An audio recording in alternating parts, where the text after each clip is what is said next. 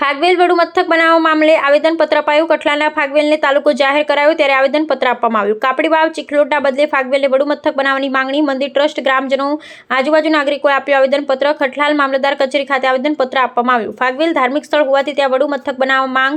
વીર ક્ષત્રિય ભાતીજી મહારાજ ફાગવેલ ધામને વડુ મથક બનાવવા માંગણી સૂત્રોચ્ચાર કરી મામલતદાર કચેરી ખાતે આવેદનપત્ર અપાયું.